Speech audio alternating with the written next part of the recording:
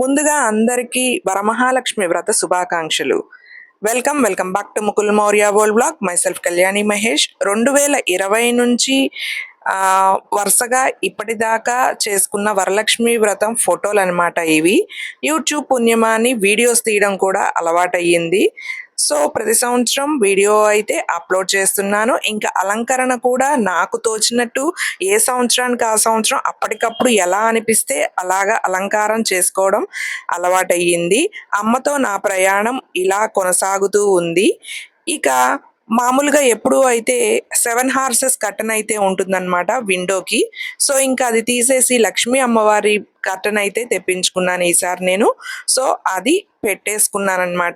ఇంకా ప్రింటర్ కొన్న దగ్గర నుంచి ఏది కావాలన్నా పీడిఎఫ్ డౌన్లోడ్ చేసుకోవడం, ఇలాగ ప్రింట్అవుట్లు తీసుకోవడం అలవాటైపోయింది. సో ఇంకా వరమహాలక్ష్మి వ్రత అంతా కూడా బుక్ కింద ఉంటుంది కదా, దాని పీడిఎఫ్ డౌన్లోడ్ చేసుకుని ఇంకా ప్రింటింగ్ అయితే తీసుకుని ఎక్కడైనా మిస్ అయినాయా అని చెప్పి అవి కూడా చెక్ చేసుకుని రాసేసుకుని ఇలాగ ప్రింట్అవుట్ తీసుకుని ఉంచుకున్నాను అనమాట ముందు రోజు. ఇక ఇక్కడి నుంచి నేను అమ్మవారి వ్రతానికి ఎట్లా ఏర్పాట్లు చేసుకున్నాను, ఎట్లా అలంకారం చేసుకున్నాను అనేది చూస్తూ కొన్ని విషయాలైతే మాట్లాడుకుందాం. ఇక్కడ ఒక్కొక్కరు ఒక్కొక్క విధంగా చేస్తారు. ఒక్కొక్క వైపు ఒక్కొక్క సాంప్రదాయం, అలాగే ఒక్కొక్కరింట్లో ఒక్కొక్కలాగా ఉంటుంది. సో నాకు తెలిసినంత వరకు మా ఇంట్లో చేసే విధంగా అయితే నేను చేశాను. ఏమైనా తప్పులుంటే క్షమించు తల్లి అని ముందే లక్ష్మీ అమ్మవారిని వేడుకున్నాను. ఇక ఈ వరలక్ష్మి వ్రతం లేక వరమహాలక్ష్మి పూజ అనేది సంపదలను, వరాలను ప్రసాదించే లక్ష్మీదేవికి అంకితం చేయబడిన ఒక ప్రధాన పండుగ కదండి.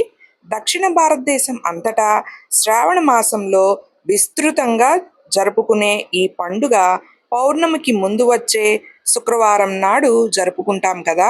అలా ఈ 2026 సంవత్సరం మనకి ఆగస్టు 21న ఈ వరలక్ష్మి వ్రతం అనేది వచ్చింది.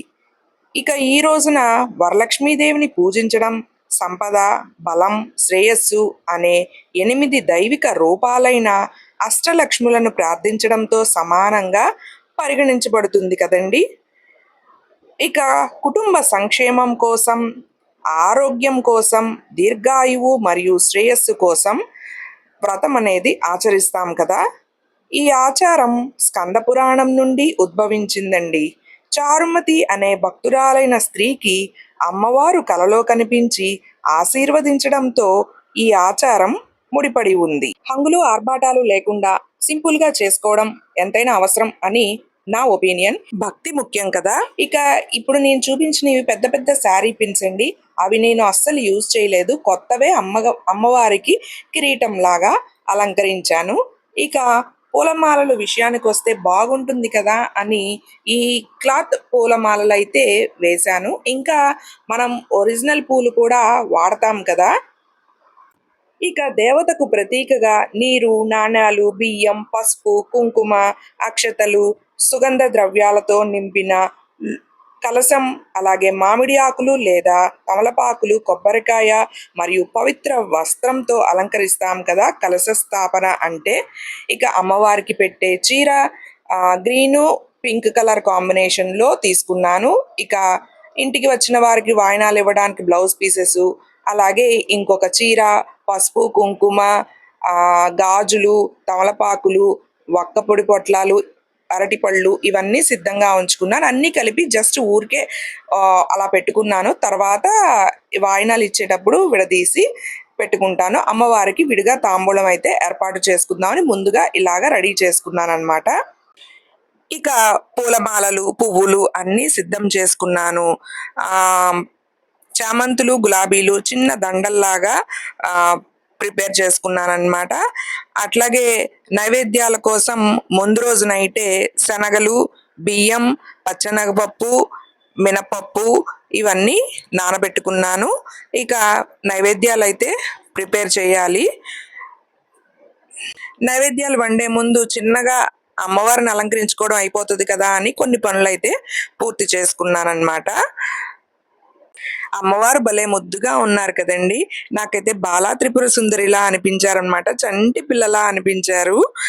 ఇక ముందు రోజే అన్నమాట ఇవన్నీ నానబెట్టేసుకున్నాను. ఇవన్నీ రుబ్బేసి నైవేద్యాలు అయితే ప్రిపేర్ చేయాలి. కుదిరితే నైవేద్యాల వీడియోలు కూడా చిన్న చిన్నగా ఈ వీడియోలోనే క్లిప్పింగ్ అనేది యాడ్ చేస్తాను. ఇంకా చింతపండు ఇవన్నీ నానబెట్టేసుకున్నానన్నమాట ఉదయాన్నే.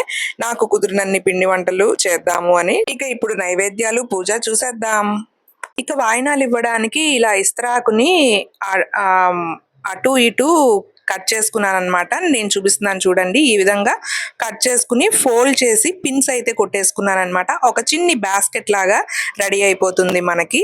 ఈ బాస్కెట్ లో బ్లౌజ్ పీస్, 3 ఆకులు, 2 అరటిపళ్ళు, 2 బత్తాకాయలు, ఒక యాపిల్, ఒక అర డజన్ గాజులు, పసుపు, కుంకుమ, వక్క, ఇంకా శనగలు ఇలా అయితే ప్లేస్ చేసుకుంటే మనకి చూడ్డానికి బాగుంటది. తీసుకెళ్లే వాళ్ళకి కూడా ఈజీగా ఉంటుంది.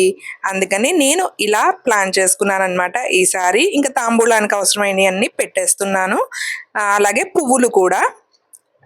సో నా ఐడియా నచ్చిందనే అనుకుంటున్నాను.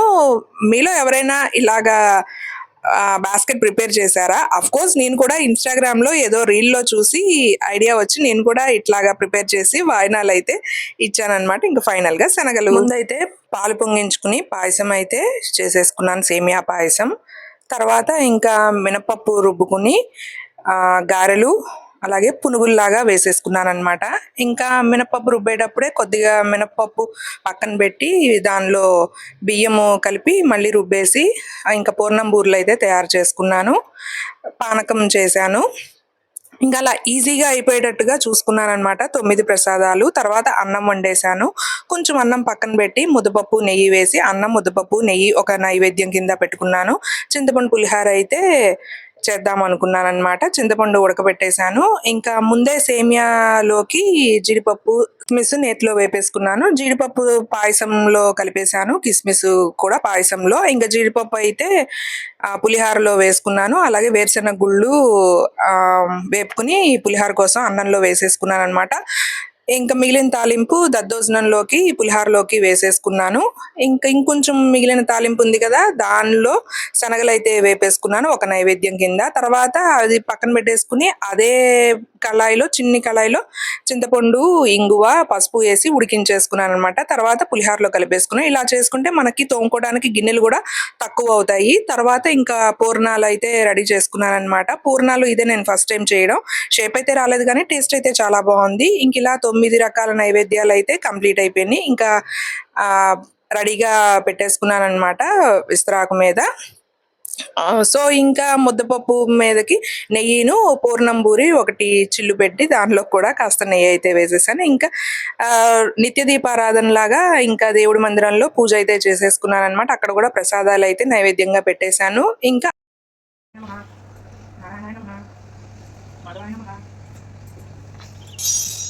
గోవిందాయ నమః, విష్ణవే నమః, మధుసూదనాయ నమః, త్రివిక్రమాయ నమః, పవనాయ నమః, శ్రీరామాయ నమః, సీతాయ నమః, పద్మనాభాయ నమః, దామోదరాయ నమః, సంకర్షణాయ నమః, వాసుదేవాయ నమః, ప్రద్యుమ్నాయ నమః, అనిరుద్ధాయ నమః, పురుషోత్తమాయ నమః, అదోక్షాయ నమః, నమః జనార్దనాయ నమః, ఉపేంద్రాయ నమః, హరే నమః, శ్రీకృష్ణాయ నమః.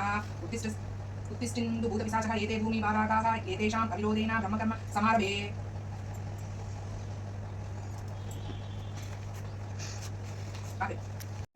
ఓం సర్వే నమః, ఓం పరమాత్మికాయ నమః, ఓం పద్మాయ నమః, ఓం శివే నమః, ఓం స్వహాయ నమః, ఓం సదాయ నమః, ఓం సుధాయ నమః, ఓం ధన్యాయ నమః.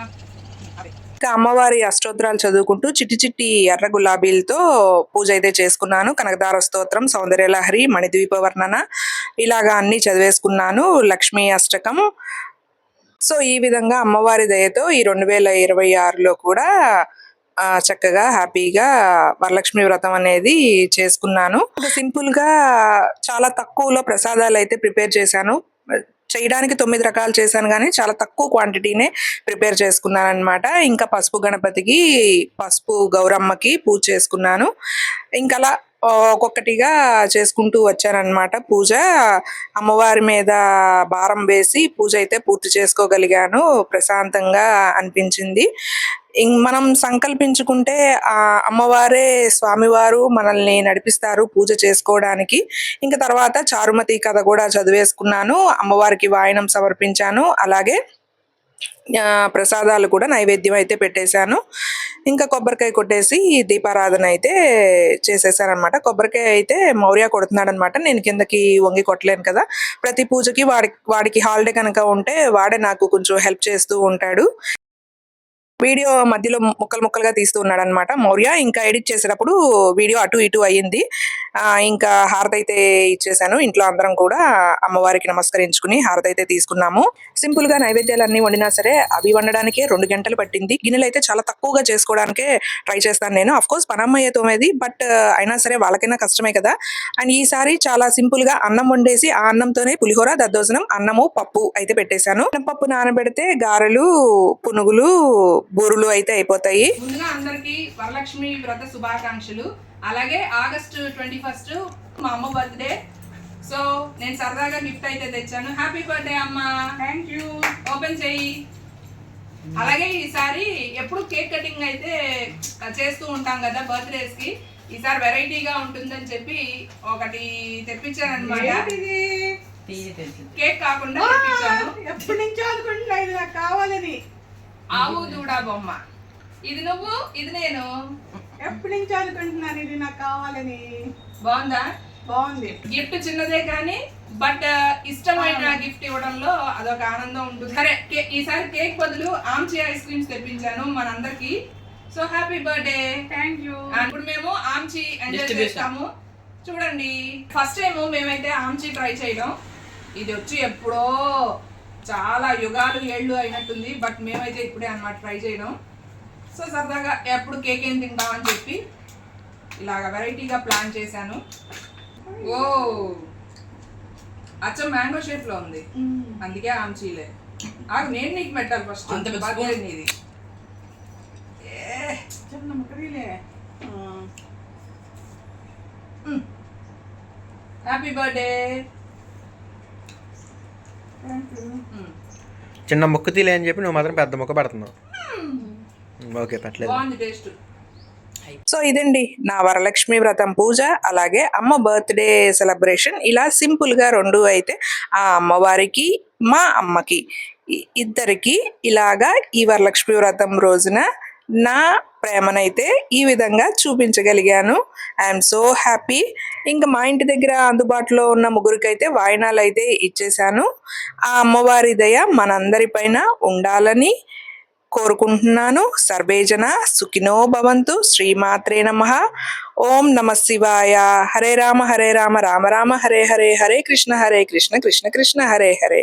ఓం నమో వెంకటేశాయ. గోవింద గోవింద.